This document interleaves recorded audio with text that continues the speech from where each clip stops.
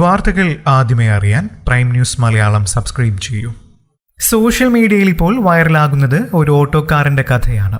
ബംഗളൂരുവിൽ ജോലി ചെയ്യുന്ന നിഖിത അയ്യർ എന്ന യുവതി പങ്കുവച്ച ഒരു കുറിപ്പാണ് ശ്രദ്ധ നേടുന്നത്. ആരെയും വേഷം കൊണ്ടോ ജോലി കൊണ്ടോ വിലയിരുത്തരുതേ എന്നും പലരും നമ്മളെക്കാൾ മേലെയാകുമെന്നതിന്റെ തെളിവായി മാറുകയാണ് ഈ കുറിപ്പ്. ജോലിക്ക് സമയത്തെത്താനാകുമോ എന്ന ആശങ്കയുമായാണ് നിഖിത അയ്യർ ഓട്ടോയ്ക്ക് കൈ കാണിച്ചത്.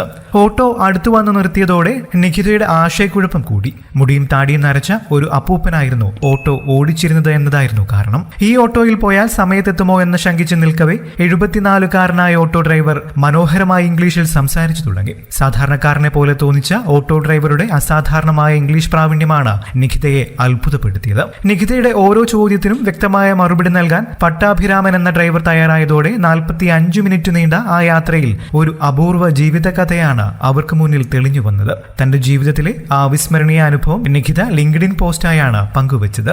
വളരെ ഒഴുക്കുള്ള ഇംഗ്ലീഷിലാണ് പട്ടാഭിരാമൻ നിഖിതയെ ഓട്ടോയിലേക്ക് ക്ഷണിച്ചത്. ഇത് നിഖിതയെ ഞെട്ടിച്ചു. 14 വർഷമായി ഓട്ടോ ഓടിക്കുന്നു എന്നാണ് പട്ടാഭിരാമൻ നിഖിതയോട് പറഞ്ഞത്. എന്നാൽ അതിനു മുൻപ് അദ്ദേഹം ഒരു ഇംഗ്ലീഷ് പ്രൊഫസറായിരുന്നു. MA-യും M.Ed.ഉം കഴിഞ്ഞ് മുംബൈയിലെ ഒരു കോളേജിൽ ഇംഗ്ലീഷ് അധ്യാപകനായാണ് പട്ടാഭിരാമൻ കരിയർ തുടങ്ങിയത്.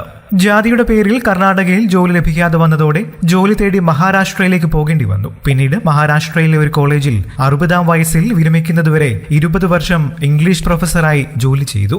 ജോലിയിൽ നിന്നും വിരമിച്ച ശേഷമാണ് അദ്ദേഹം ബാംഗ്ലൂരുവിലേക്ക് തിരിച്ചെത്തിയത്. സ്വകാര്യ കോളേജിൽ അധ്യാപകർക്ക് പരമാവധി 15,000 രൂപ വരെയാണ് അന്ന് ലഭിച്ചിരുന്നത്. സ്വകാര്യ കോളേജ് ആയതിനാൽ പെൻഷനുമില്ല. ഒരു ദിവസം ഓട്ടോ ഓടിച്ചാൽ 700 മുതൽ 1,500 രൂപ വരെ കിട്ടും. എനിക്കും എന്റെ ഗേൾ ഫ്രണ്ടിനും കഴിയാൻ ഇത് ധാരാളമെന്നാണ് പട്ടാഭിരാമൻ പറഞ്ഞത്. ഗേൾ ഫ്രണ്ട് പരാമർശം കേട്ട് ചിരിച്ച നിഖിതയോട് എന്തുകൊണ്ടാണ് ഭാര്യയെ ഗേൾ ഫ്രണ്ട് എന്ന് വിശേഷിപ്പിച്ചത് എന്നും അദ്ദേഹം വിശദീകരിച്ചു. ഭാര്യ എന്ന് വിളിക്കുന്ന നിമിഷം മുതൽ തന്നെ അവർ അടിമകളാണെന്ന ബോധമാണ് പലർക്കും ഉണ്ടാകുന്നത്. നിങ്ങളെക്കാൾ ഒന്നിലും താഴെയല്ല നിങ്ങളുടെ ജീവിത പങ്കാളി. പലപ്പോഴും അവർ നിങ്ങളെക്കാൾ മുകളിലുമാണ്. ഗേൾ ഫ്രണ്ട് വിളിയുടെ കാരണം പട്ടാഭിരാമൻ വ്യക്തമാക്കുന്നു. ഈ ദമ്പതികൾക്ക് ഒരു മകനാണ് ഉള്ളത്. വാടക നൽകാൻ മാതാപിതാക്കളെ സഹായിക്കാറുണ്ടെങ്കിലും മകനും കുടുംബവും വേറെയാണ് താമസം.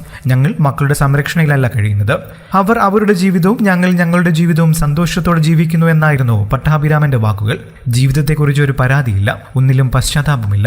ഇത്തരം ഒളിഞ്ഞിരിക്കുന്ന നായകരിൽ നിന്നും നിരവധി കാര്യങ്ങൾ പഠിക്കാനുണ്ട് എന്നാണ് അവിചാരിതമായി കണ്ടുമുട്ടിയ ആ അത്ഭുത മനുഷ്യനെ പറ്റിയുള്ള കുറിപ്പ് നിഖിത അവസാനിപ്പിക്കുന്നത്. വൈകാതെ നിഖിതയുടെ പോസ്റ്റ് സമൂഹ മാധ്യമങ്ങളിൽ വൈറലാവുകയായിരുന്നു. കൂടുതൽ വാർത്തകൾക്കും വിശേഷങ്ങൾക്കുമായി ഈ ചാനൽ സബ്സ്ക്രൈബ് ചെയ്യാൻ മറക്കല്ലേ. നന്ദി.